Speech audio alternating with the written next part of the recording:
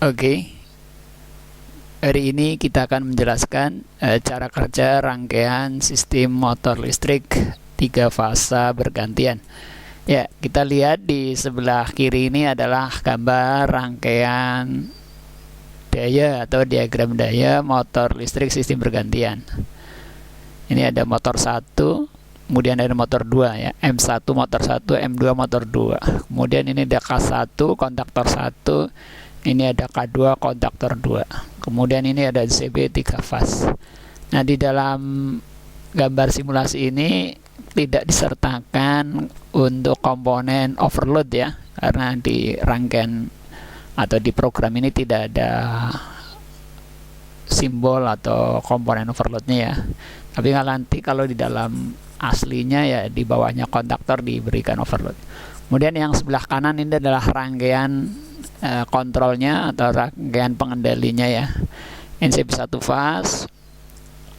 Kemudian ini bisa diumpamakan sebagai push button stop, bisa juga sebagai emergency ya.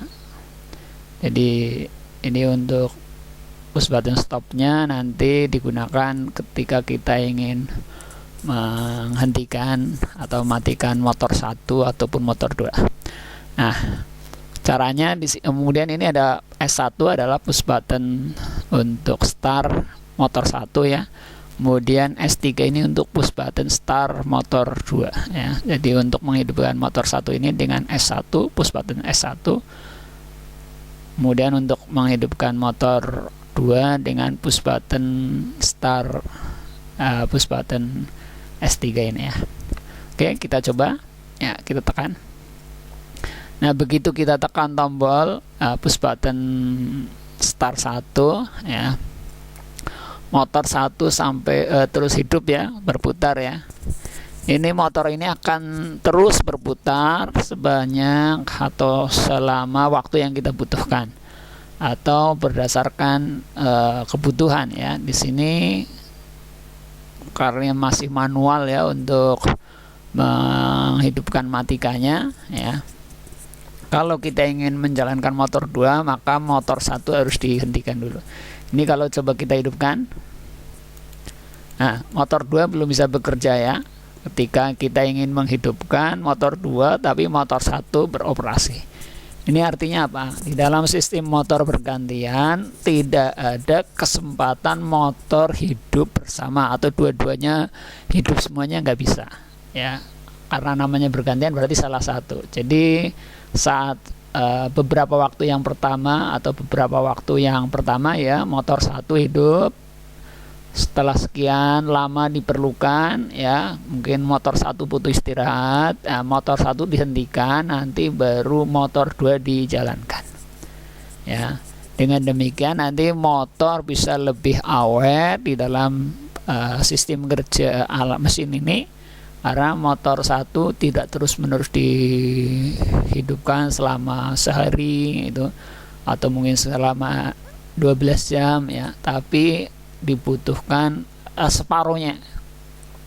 Misalnya kerja pabrik ini, kerja motor ini 12 jam, maka 6 jam bisa bergantian. Nah, setelah 6 jam kita stop, lanjut dengan motor kedua. Nah, dengan demikian motor bisa bergantian.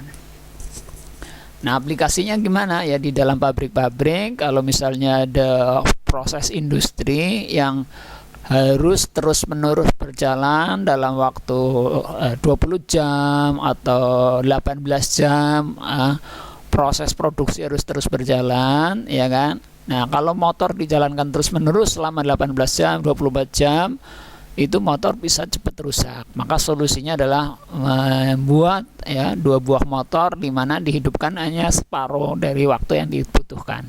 Jadi kalau 20 jam ya, maka motor 1 hanya butuh waktu 10 jam, motor 2 10 jam, sehingga motor bisa lebih awet. Nah, kemudian kalau sudah tercapai waktu yang ditentukan, misalnya 20 jam, ini 10 jam, ini 20 jam, ini kita hentikan.